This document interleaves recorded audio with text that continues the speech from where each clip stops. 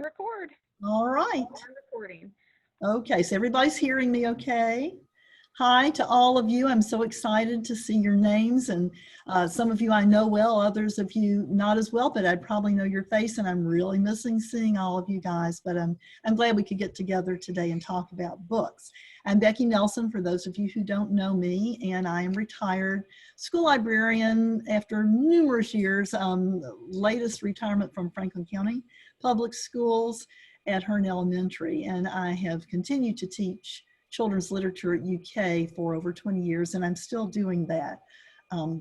So I am looking forward to sharing some books with you today, and I'm fortunate to have my granddaughter here with me.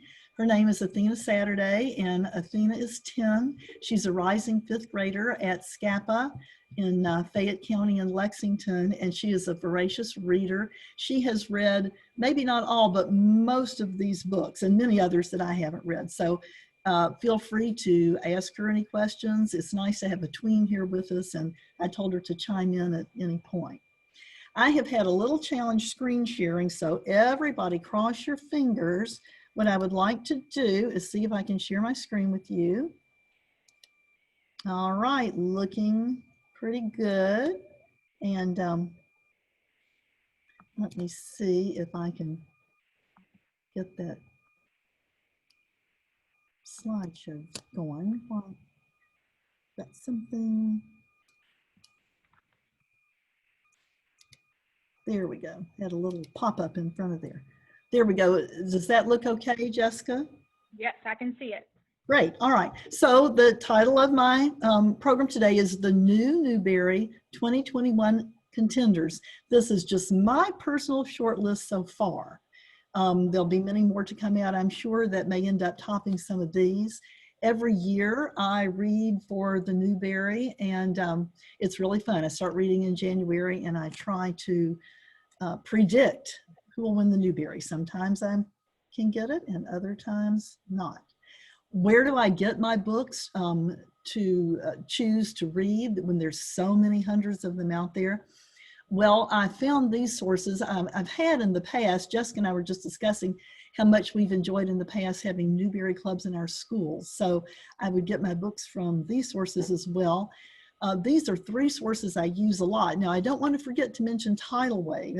I'm sure many of you use file at Tidal Wave, and it is a great resource because it includes all the awards books get. It's very current, and it gives the reviews from all the different journals.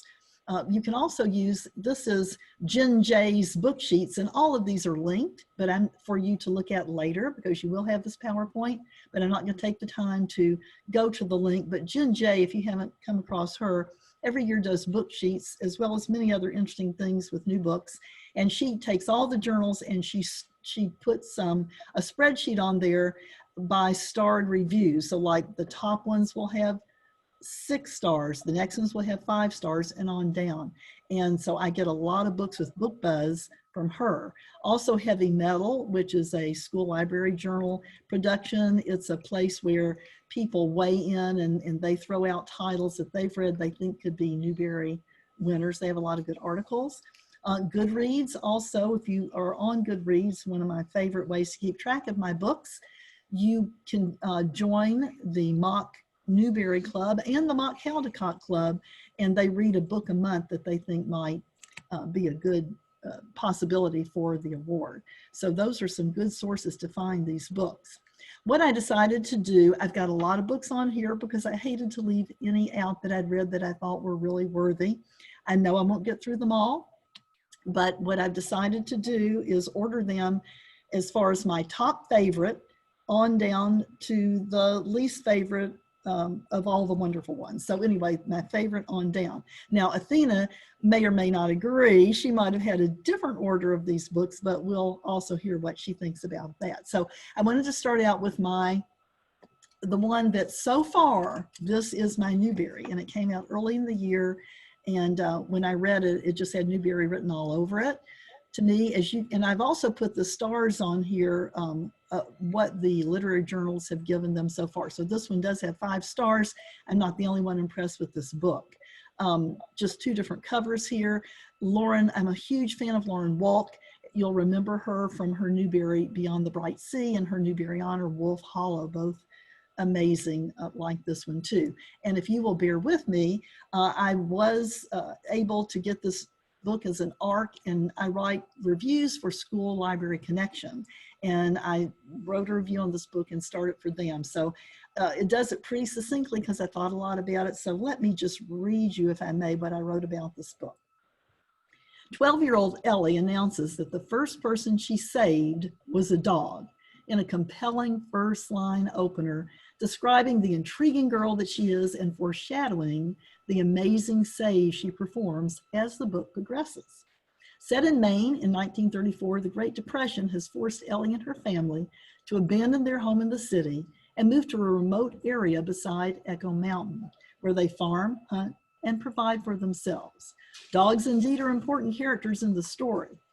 Walk portrays all her characters vividly, including Ellie's father, who goes into a coma having been injured by a falling tree, and the elusive boy her age, Larkin, clever carver of tiny wooden creatures he leaves for her to find. Larkin leads her to his grandmother, AKA the Hag, critically ill from the bite of a fisher cat.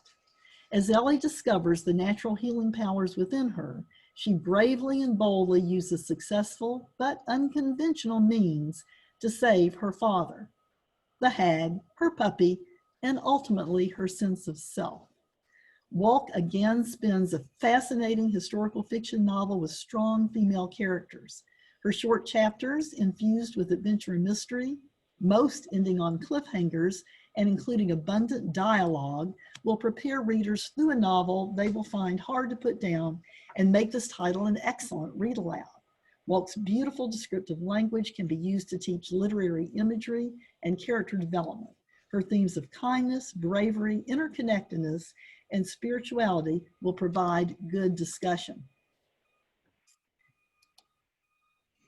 And I'm going to just say, this is one book that when you read it, you can tell your readers that the dog doesn't die at the end. I bet you have, and I have literally had readers say, I'm not gonna take that book if the dog dies. So the dog does make it. I would recommend this book for grades 4 through 8. It's been a while since you've read it, Athena. Do you have any comments about it, or what did you think about it? I liked it. Do you think it could win the Newbery? Yeah, I think it could. Do you think boys would like it as much as girls, or mostly girls? I don't know. There's Hard to a tell. boy who's the main character in it, Yeah, and it is adventurous. So maybe. yeah, maybe. I think so too. Okay, let's go back to screen share here. All right, so Echo Mountain, my Newbery, we'll see what happens. All right, let's see if we can get it to go to the next slide. That would be lovely. There we go.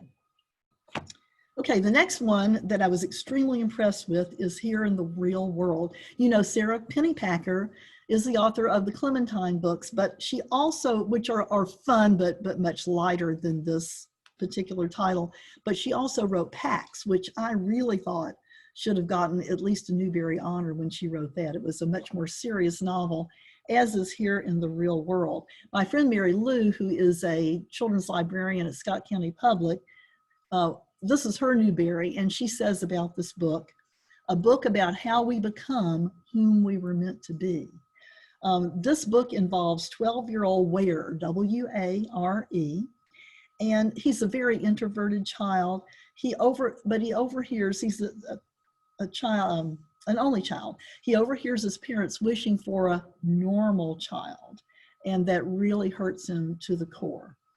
He's forced to spend the summer at the local rec center because of a couple of things. His parents are really working hard to try to make money to buy the house they're renting, and they need for him to do something where they don't have to worry about him. And mother always says she wants him to pursue meaningful social interaction because she feels like he's much too much of a loner. But when he gets there, he hates it. It's full of kids and noise, and they tease him, and he's just not happy there. But he discovers an abandoned church next door. And after his mother drops him off, instead of signing in, he sneaks over to the church. and he's really fascinated with everything there. He's a big, he loves the medieval times, and he's a real expert on knights and chivalry, and he thinks he can make this into his castle. But the church is not totally abandoned. He meets there Jolene, and Jolene is younger. She has already found this abandoned church, and she's there making a garden of papaya plants to sell for money. Jolene is a bristly, real cynical girl. She reminds me a lot of Flora in Flora and Ulysses. She's real smart and sharp, but she's very, has a lot of hurt inside that she won't let out. But she gets to be friends ultimately with Ware, and they spend every day together over at this abandoned church. We find out later that part of her hard exterior is because she lives with an abusive alcoholic aunt after she was abandoned by her mother as a toddler. It's a very unlikely friendship, but it works.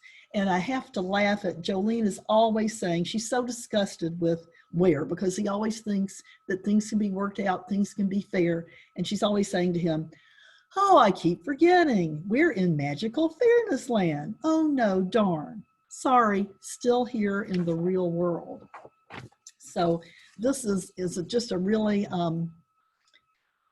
excellent book where a certain amount of fairness does win out, but it's Ware learns to solve some of his problems, and his parents learn to understand more about him during this summer of his understanding that really, though he's very different, he has a very artistic soul, and his uncle, who is an artist, a professional photographer, helps him discover that he may be quirky, but that could be a very good thing. So again, like the last one, has highly readable short chapters. And I think we're seeing a lot of that now, which is good for students.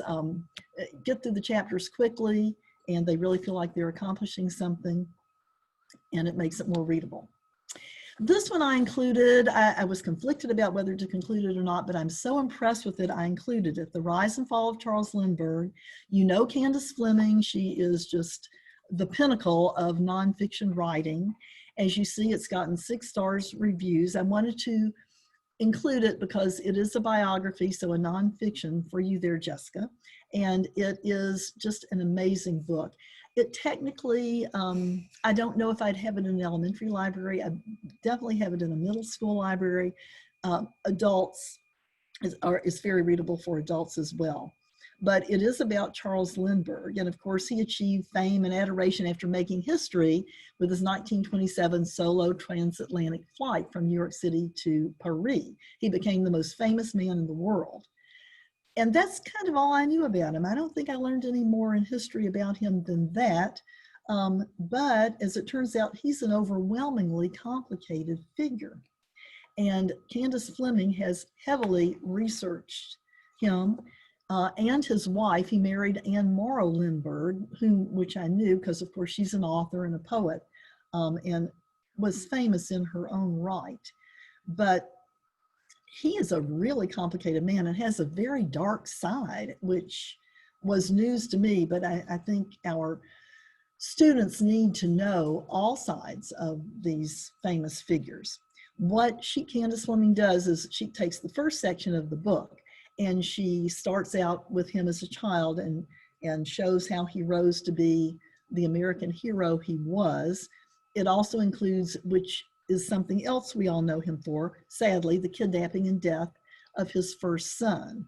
That was quite the scandal and big court case when it was going on. Books have been written just about that. The second half of the book, she maps his fall. And he ended up having a real growing disgust with the American press. We find out he was anti-Semitic. He admired Hitler. He advocated for isolationism and white supremacy. He also had 3 secret families in different parts of the world that Anne had no knowledge of. And he was a man obsessed with ending death. He was a very bright man, and he worked with scientists to see if he could figure out the fountain of youth, I suppose. So it's highly documented. It's really readable, though, as all Candace Fleming's are.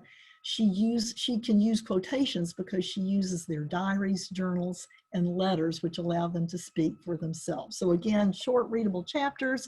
It reads like a suspense novel. There's a 24-page section of black and white photos, source notes, bibliography in the middle of the book. So I would recommend this to adults all the way down to sharp middle schoolers and maybe even your sharp fifth graders that are very interested in biography.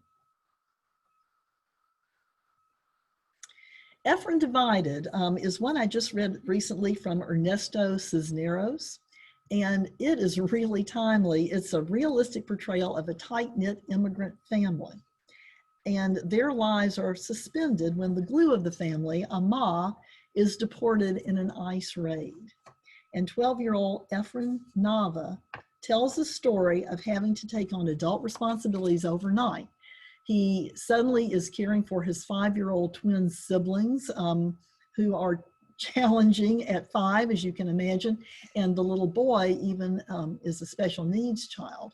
So Efren suddenly has to go from being a child to being the parent, because as well as dealing with his own schoolwork, because his father, Apa, is working extra jobs, desperately trying to make the money to see if they can bring Ama home.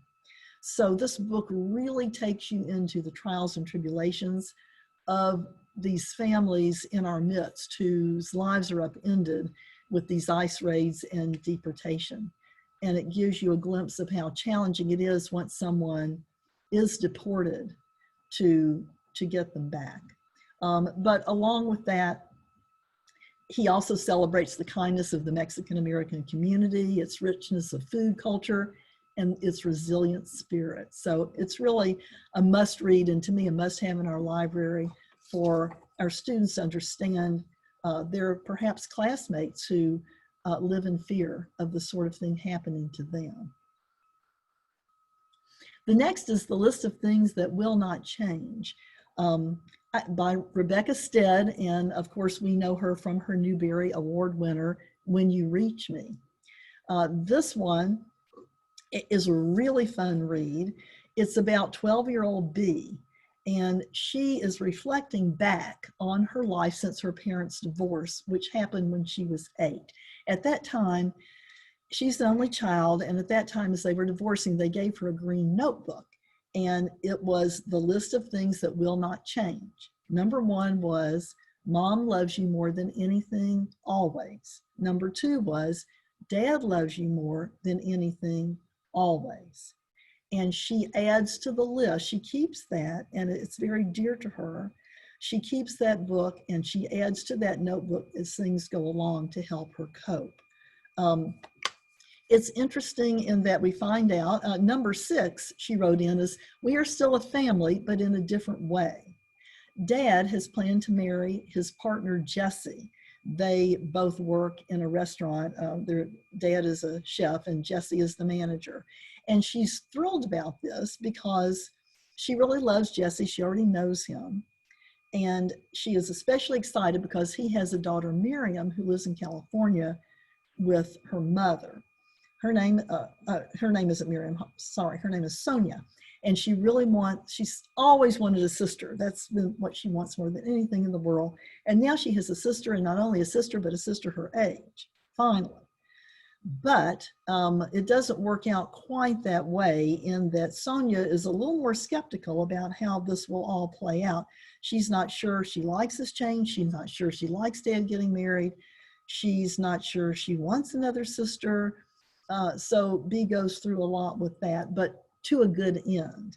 The reason I mentioned Miriam is her counselor, because B works out her feelings and emotions with this really admirable counselor, Miriam, who guides her in self-reflective exercises to help her manage her anxieties. She also has eczema that she deals with a lot in the book that's very annoying.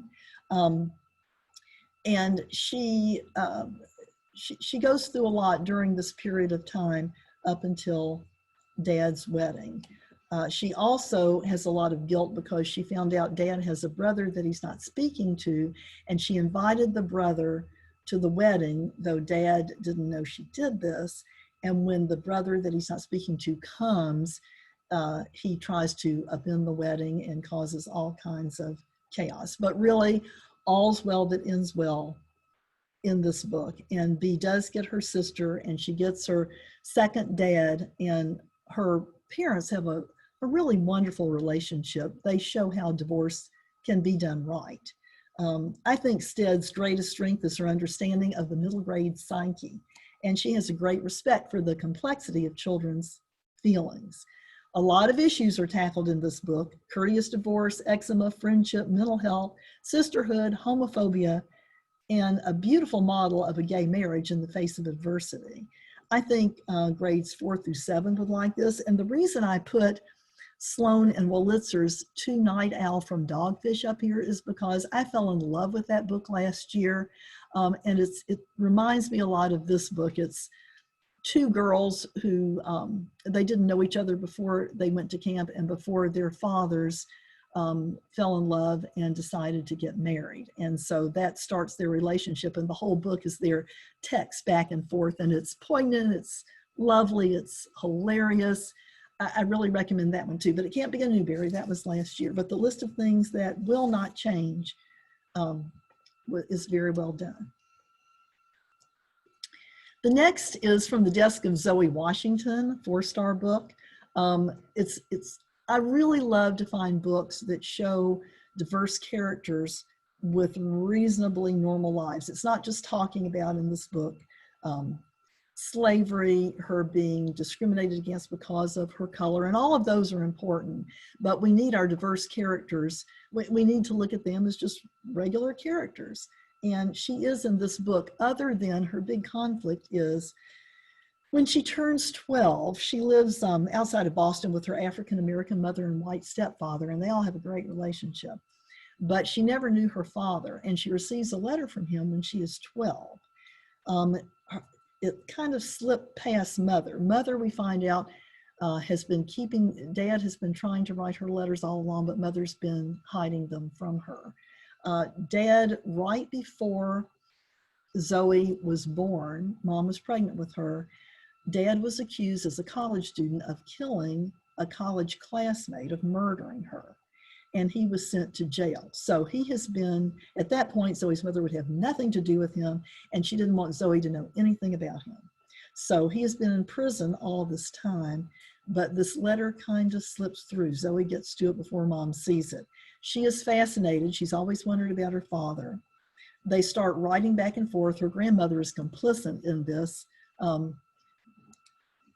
I don't know, Athena, do you think grandmother, I haven't read it. I know you haven't read it, but do you think grandmothers should do things sometime behind the backs of mothers or dads? Do you think that is allowed? If it's for a good end? Maybe. Maybe. We don't want to, we won't spread that. But yeah, in this case, I think it was probably a really good thing. Because Zoe really needed to know her dad, and her dad professes his innocence, and he said there was he didn't have a fair trial. There was a witness whom he was with at the time, and she could have proven his innocence, but his lawyer didn't bring that person in. So Zoe is determined, with the help of her best friend Trevor, that they're going to find this witness and spring her father. So it's a very interesting book from that aspect. She does end up exposing his innocence, and it's a really good book, and timely because of the issue now of racial bias in the prison system, but it's written in a way that's approachable to a middle grade audience. And you will love Zoe. A little subplot to this is that she loves to bake. Athena, you will have to read this book because you love to bake too, especially desserts. And she is hoping, she's doing an internship in a bakery, hoping to try out for a contest that is on television of kids baking, which would launch her to fame and fortune. But regardless of that, kids will really enjoy trying out some of the recipes and from the desk of Zoe Washington. So it has its light moments and its thoughtful or serious moments. Okay, see if I can get my next slide. There we go. Okay, Athena and I were just recently discussing this, When You Trap a Tiger by Tay Keller, and I also love this book a lot. It's about Lily and her mom, and Lily is what her sister Sam nastily refers to her as a quag, Q-A-G, quiet Asian girl, because she doesn't speak up that much. She doesn't let her feelings out, whereas Sam just always is telling it like it is. Well, Dad has passed away. Sam, Mom, and Lily moved to from a larger city to a smaller village where their Halmoni lives. Now, I didn't know what Halmoni meant, but I text my daughter-in-law, who is in California, who is Korean, and it is a Korean word for grandmother. So they talk a lot about Halmoni. When they go there, they are excited to be with her because they always loved her stories, which always begin with, long, long ago when Tiger walked like a man, and she would spin these amazing stories, which are all very much based on Korean folklore. But now when they get there, they find Halmoni is sick, and they're really worried about that. Tay, who's very imaginative, feels that she sees tigers, and no one else sees them, but they are very real to her. And the tiger tells her that Halmoni long ago stole stories from the stars, and they didn't belong to her, they belonged to the tigers. And when those stories are released and go back to the stars, then they will grant Halmoni help and make her well. And Lily just feels like she must figure out how to do this. So this story is a magical, realistic world. It's rooted in Korean folklore, and it includes themes of longing for connection, for family, for a voice, and the power of stories to bring families and communities together. I have to say about this one, I did think that Sam's attention to a girl her age, or attraction to a girl her age who was volunteering at the library, seemed a little bit gratuitous and thrown in without much connection to the rest of the novel. But that's okay, and that wasn't enough to mar it for me. I'm going to go back and ask Athena about this one for a minute. So Athena, what did you think about this one when you read it? What did you like about it? Or what do you think kids would like about it? Let me ask you about the tiger. Do you think it was believable when they talked about Lily seeing the tiger? Did the author make it sound like, well, maybe she really did, and kind of pull you into that? Yeah. Made it a lot more believable? Even though nobody else really saw the tiger. Yeah, nobody else saw the tiger, but did you like the fact that it was interspersed with these Korean folktales? Yeah. Athena's a big lover of stories and mythology. So if you have students that are lovers of stories and mythology, this will be a book for you, for sure, for them as well. Okay. Hey, Mrs. Nelson, I just wanted to say hello without interrupting. Oh, hi. So good to see you. You recognize me or not? I certainly do. I'm so glad to see you, Mickey. Yeah, You Mickey, too. my It student, brings back good memory. and now a librarian. Awesome. So good to see you, Mickey. All righty, let's see what else we have. You too. Oh, thanks. All right, this is one that Athena really loved.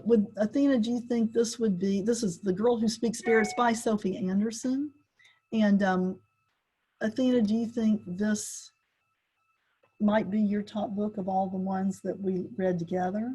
I don't know. What do you think might be your top one? I'm not sure. But I liked it because it had like Russian words. It had Russian words in it. And why did that appeal to you? Because I speak some Russian. Yeah, because she speaks some Russian. And I know when I asked her earlier, before we read all the books, it's sort of hard to pick, I know, but when I asked her earlier, she particularly loved this book because she really related to it. Now, I have to say, this is the one book in the whole group that I haven't finished reading. I'm about halfway through it, but it also reminded me a bit of When You Trap a Tiger, because the Russian folklore and stories are interspersed throughout it and are so important to the plot, which is probably why you loved it again, because it had stories. But Athena's, part of her heritage is Russian, and her mother is from Uzbekistan, and so Athena speaks Russian as well. And there are a fair number of Russian words in this book. And we were talking about yesterday, it's too bad. There's a glossary in the back that explains the Russian word, which was helpful to me. But it's too bad to me when books do this. And we think they should put them in the front so kids will know. But when I give them to students, I'll say, as you read the foreign words in there, check the back. There's a glossary, because that's helpful. But Athena knew some of the words, so that made it really appealing to her. But it's about, again, a 12-year-old. Many of these books, the character is 12. Her name is Yanka, nicknamed Yanka the Bear for her size and strength. And it's really an interesting fantasy, because she wakes up one day to find she has bear legs. As you can see on the cover, the rest of her body looks pretty normal, but her legs are those of a bear, claws and all. She might be even more surprised, except she knows in her past, her mamushka, did I say that right, Athena? Mamushka? Mamushka, which means mommy. Athena's mother calls me Mamushka, which I love. But her mamushka found her as she was out gathering herbs in the woods, running around in front of a bear cave, just nude, and a 2-year-old, and a bear hibernating in the cave. So Mamushka took her back and adopted her, had no idea how this child could have gotten there, but knew she didn't want to leave her in a bear cave. And she's told the child this, and she's a loving, wonderful foster mother. But of course, Yanka has always wondered where she came from, and what about her parents, who apparently somehow lost her or abandoned her. So the bear legs, when she grows the bear legs, she decides to set off into the forest, away from her loving Mamushka, and see what she can find out about her past. One fun thing about this book is she has a sassy weasel named Mousetrap, and he is with her, and he'll wind around her neck and he'll give her advice. He's really funny. So she adventures into the snow forest, only with Mousetrap and a map drawn by a family friend, Anatoly, who comes to visit occasionally, but is basically a man of the woods. All through the story, Anatoly tells stories, these stories from Russian folklore about ferocious and unforgiving dragons, and many frightening things in the snow forest that have to be overcome.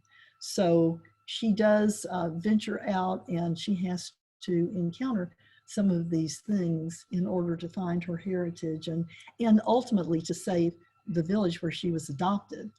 There are themes of home, family, belonging, and again, like When You Trap a Tiger, the power of stories. I think it'd be great for a classroom read aloud, and again, for lovers of fairy tales and myths. So I'm going to ask Athena here about, since I haven't finished reading it, do you remember what happens at the end? Doesn't she encounter some scary, fiery dragon?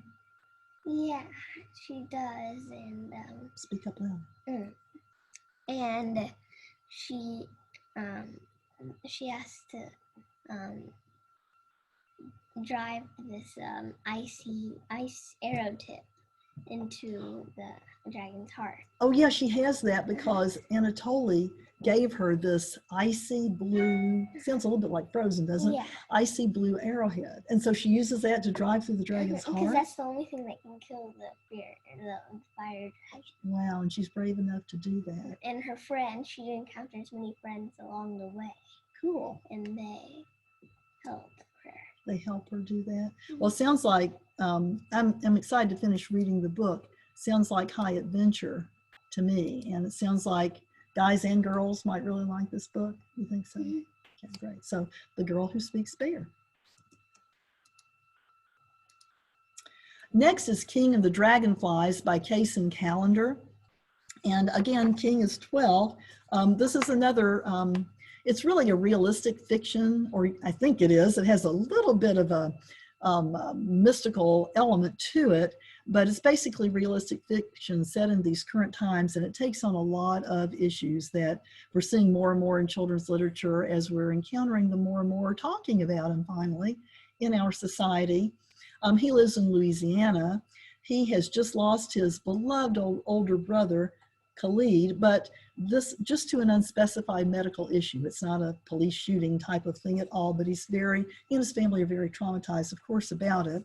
The dragonfly connection is because when he goes to Khalid's burial, there is a dragonfly that comes and sits on the coffin, Khalid's coffin, before it's put into the ground. And King really feels like Khalid has shed his skin and been reincarnated into this dragonfly. So he goes out on a regular basis to the cemetery and looks for the dragonflies. But his grief is a part of the book and how he and his family move forward. But a bigger part of the book have to do with his best friend, Sandy, who is the white son of a local abusive sheriff. They were best friends, King and Sandy. And Sandy came out to King as telling him that he had realized he was gay. He was the only person that was told, but a lot of people in school and his classmates are figuring this out. And when his father finds out, his father can't take it. He's one of these real macho, homophobic type of guys, and he is abusive to his son. So Sandy runs away. Meanwhile, King struggles because Khalid tells King before he dies, you really shouldn't be good friends with Sandy since he's told you he was gay, because other people will think you're gay too. So King feels a lot of guilt for really caring about and being good friends with Sandy. But he ends up hiding Sandy when everyone in town is looking for him. And as he works through his grief and his friendship and everything going on in his community, he comes to think that he may be gay as well. And he comes to accept that he is, even though both boys know that facing homophobia will be even harder for King than it is for Sandy because of the fact that King is African American, and often in that community, that's an even bigger issue.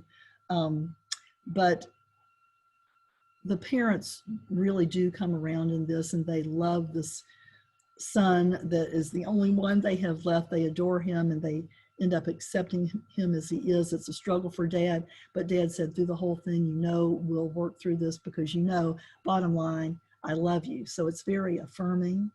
But the novel addresses toxic masculinity, child abuse, grief, and memory, but it really is ultimately affirming for children of all identities about love and their place in the family. Oops, went too far. Prairie Lotus. And this is one I've just recommended to Athena. She hasn't read. Linda Sue Part, my gosh, look at all of her books there. And of course, she won the Newbery with a single shard. She's written picture books, novels, all kinds of things. Prairie Lotus is very interesting because Linda Sue loved the Little House on the Prairie books when she was young. And she felt like, though, of course, there's a disconnect with a lot of things really going on, which is why we've named the Laura Ingalls Wilder Award in a different way in ALA, because the Native American community was not exemplified in a true realistic way. And apparently the same thing, and I didn't know this, with the Chinese back in the time of the Little House books. This book is set. And in this case, the main character is not Native American, but Hannah is 14 and she's half Chinese and half white. Her mother, May, was Chinese, but May developed an illness and has died. So Hannah and her father have been moving with their wagon out from California out through the western frontier, seeking a town where they can put down roots. Dad wants to build a general store, and Hannah has been taught by May to be an excellent seamstress, and her dream is to become a dressmaker, as well as to finish school, because her mama always wanted her to finish school. Well, they just have challenges at every turn. They find a lot of prejudice in the town extreme prejudice, mainly toward, in this case, what they call Chinamen. She encounters a terrific amount of prejudice. They don't want her to go to school. Some of the parents keep their children out of school when she's allowed to go. It almost upends her father's business. But she's a very thoughtful, smart girl, and she figures out in her own critical analysis type of way how to help her dad, how to get people not to feel toward her the way they do in a smart but low-key kind of way. She works with what she has. I think Linda Sue Park wrote this again to set the record straight. The Little House books are wonderful, but they need to be in context with other prejudices that were taking place at that time on the Western frontier. So I feel like this story will cause readers to look at the frontier life with a new set of eyes. It certainly did me. She takes on racism, immigration, Native American reservations. Hannah meets a lovely group of women and children who are Native American out in the forest, slightly off the reservation, and has a very interesting, affirming encounter with them. I think this will be a great book to hand our children who love the Little House books. So, next. One Last Shot. Now, I am a huge fan of John David Anderson. He is one of my favorite authors. I loved The Honest Truth. I loved Posted. I just think he has the middle grade voice down to a T. It's a book of emotional realism, and I have to admit, whereas Athena is more of she likes all genre, but she particularly loves mythology, storytelling, fantasy. I am an emotional realism girl, and he is great at that. In this one, it's about another guy, kind of like Ware in our earlier book, another boy, Malcolm, and he's an only child. He's a different kind of a quirky kind of kid. Dad is a big athlete. Dad wants him to play sports. He doesn't really like sports, but he finally finds something that he's kind of good at, and that's miniature golf or putt-putt. Well, so he and Dad enjoy playing that together, and Dad jumps on and he says, all right. And he really overreacts, and he goes out and hires a coach for Malcolm, signs him up for a national tournament, and the ball is set whether Malcolm wants it to be or not. He wants to please his mom and dad. Mom and dad are arguing a lot. He really tries to be as good as he can to keep things at home on an even keel, which is not easy to do because he's one of the things they argue about. So he goes along with it. Several interesting characters in this. Frank, who's kind of a washed up former professional golfer, but he wasn't really big time, but he's a friend of Dad's from college. And he comes and takes on Malcolm as his coach.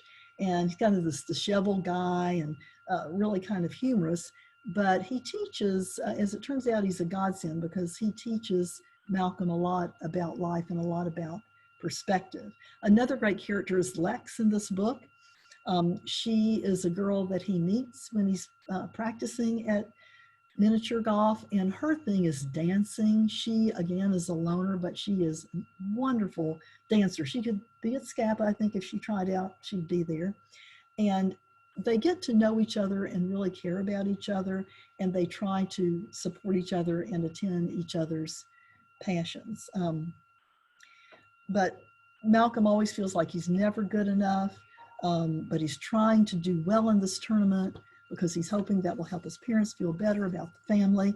The book is set up in a very interesting way. It's 18 chapters, and each chapter is like golf hole 1, golf hole 2, golf hole 3 of this national tournament, where Malcolm gives some tips about the holes in the beginning, but then the rest of it, he goes back to reflecting back on how his story of how he came to this tournament in the first place. And I think it works pretty well, makes it pretty interesting.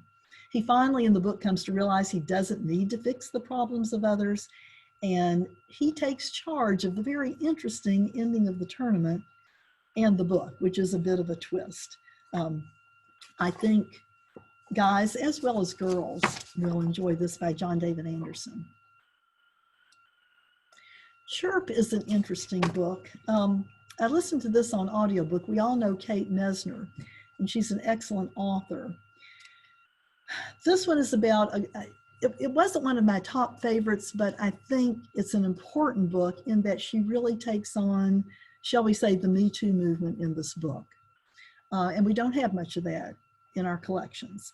It's about Mia. Mia is a gymnast, and she was just an excellent gymnast up until a time when she had an accident, really had a bad break with her arm, and has vowed to never go back, which her parents think is a bit of an overreaction, but we find out later why she feels that way. It's not just that she was hurt, because she was a very brave girl, but her whole personality has kind of changed since all of this event took place. But she will have nothing to do with gymnastics. Meanwhile, she and her parents moved from Boston to Vermont to help Graham, her grandmother. And that's where we get the title, because Graham has had a mild stroke. She, in her heyday, was a professional entomologist and just renowned in her knowledge of insects. And so she feels her passion is to teach people that crickets can be a very yummy and very full of protein food alternative. So she has a cricket farm, and Mom really wants her to sell it. She thinks she's taking on too much. She's not really into this, but Graham decides, no, she's not selling it. She's going to expand it. Mia gets involved in helping her do that, and it becomes a mystery because her farm keeps being sabotaged, and who is doing it? And Mia is determined to solve that mystery. So you get involved in that. Mia has several friends that are with her on this, but really the crux of the novel is why, after that sports injury, did her personality change from confident to fearful? And it turns out to be a sexual harassment from a former coach, all of which is handled with strong messaging and a support system of other women she meets who have their own Me Too moments. There's nothing graphic in this book, but you just know that she was treated in an abusive way, a sexually harassing way by this coach, and that really frightened her to her core. She doesn't tell anyone about it until she finds out her cousin has been selected to go to this renowned gymnastics camp. And she says to her mother, no, she can't go. And her mother said, well, why? She, we're so excited. This is an honor. And she said, no, she can't go. And so this pushes Mia to finally tell her mother what happened to her. And of course, her mother is very glad to know about it and helps her take it from there to make sure the cousin doesn't go, and that other adults know about this, and that this coach is never allowed to handle any other young person this way. So quite a timely, again, novel in an area where we have very little. Though Mia's white, there's a real diversity of characters in this book. Now here's one I really need Athena to help me with, because Snapdragon. I wanted to include a graphic novel. As you see, it has 4 stars. It's by Kat Lay. I just really couldn't get with this book. I tell you, I know my time's running out. I'm going to tell you quickly about it, and I want to see if Athena can help me with it. It's really offbeat and quirky. Now, I have to admit, I adore graphic novels, so it's not that. And the illustrations are very well done, so it's not that. It's about Snapdragon, or Snap for short, and she encounters the town's witch, who's an odd, gangly, one-eyed old white woman named Jax. And rumor has it that Jax eats roadkill and casts spells with their bones. Actually, you find out, Jax spends her days burying dead animals that she finds on the road and reassembling their skeletons, both to sell to collectors and to preserve the memory of their living days. But she uses magic then also to release their souls back to nature. She establishes a relationship with Snap, and Jax establish a relationship when she finds Snap's beloved puppy who has hurt his leg, and she has found him and is nursing him back to health. And then there's also, they found a nest of baby possums. The mother has died, and Snap really wants to save the baby possums, and Jax is going to help her with that. Snap is kind of a bristly, odd, individualistic type of girl, very out there, very brave, very different. her best friend is Lulu, who's African American, and Lulu was originally Lewis, and Lulu has come to love to wear purple skirts and be called Lulu, and she likes glittery nail polish. So Lulu is her friend who's transitioning to be a girl, and so that's in there as well. I will tell you that I had a real hard time with it, and it may be because the roadkill thing. I'm going to go up to Athena here a minute. Let's see. The roadkill thing grossed me out. Jax was weird to me. Snap was strange to me. I just couldn't get with it. Maybe like Speak out loudly, speaking here. What do you think? maybe like they should only include like maybe like one weird thing instead of a bunch of them in a book, so that people can get used to probably one weird thing. But if it's a lot of weird things, it might be hard for them. I think that could have been my problem. I think that's a really good point. I couldn't find any character to really connect to.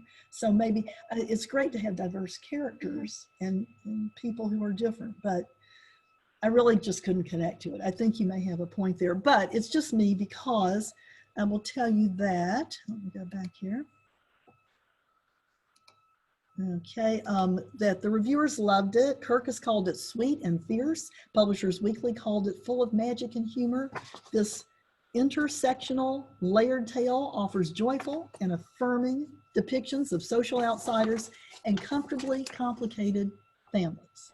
School Library Journal said it will spur middle graders to mull the importance of fostering welcome communities.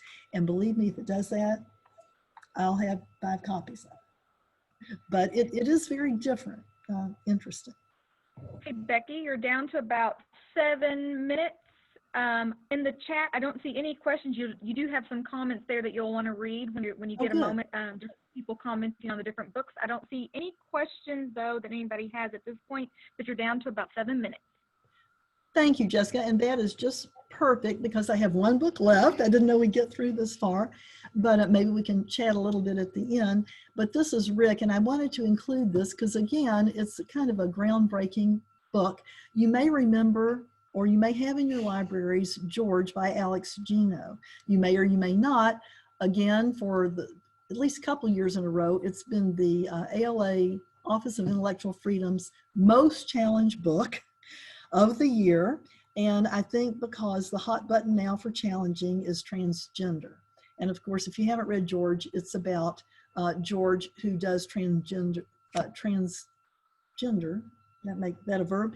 He becomes Melissa. He does not feel good in his own skin. And so he, with his very caring parents and very caring best friend and understanding, transitions to being the girl he always knew he was. And I thought it was really enlightening and handled so well. Rick is a standalone companion to George, and he's 11 years old, and it's a bit different. It's really not about the transgender issue, although Melissa does make a brief appearance in the book, and she and Rick are friends, but mainly Rick is starting to wonder about himself. And his best friend Jeff is not only real macho, but also as they're starting middle school, starts making comments about the girls and saying suggestive things. And this really turns Rick off. And he thinks Jeff is really being mean to a lot of kids, is making fun of kids who aren't just like him. But he's afraid to speak out because he and Jeff have been friends since 3rd grade. And he doesn't want to lose his friendship. But his friend Melissa from the book George is a regular target. Rick starts questioning his own gender identity, and so he decides he feels like he's not attracted to girls or guys. So he attends a meeting of the Rainbow Spectrum Club, which is, it promotes LGBTQIAP+ rights at school, hoping it'll help him decide. So it enjoys a lot, it talks a lot about that. It also has a neat relationship between Rick and his grandfather. They get to know each other, and he really understands and affirms Rick because grandfather likes and I may be saying this wrong, you may need to help me out, cosplay, where grandfather periodically likes to dress in women's clothing. So he kind of gets where Rick's coming from. And Rick does finally come out as asexual. And you do find a lot, I learned a lot of vocabulary that I wasn't as familiar with. This book does have a glossary in the back where it has vocabulary for gender identity and explains each one. I think it's an important novel to have. I just felt, unlike George, that this one seemed a bit preachy to me, seemed a bit messagey. And I didn't feel that way so much with George, but maybe it was just me. I guess I'll have to give it to Athena and get her perspective on that. But those are my books. There are many others out there that I'm waiting to read, and we'll have many others between now and then, but I would love to, I hope I do have some comments. I know some of you all have read some marvelous things that I need to be considering as well. Nikki, did you have something? I see you've popped up.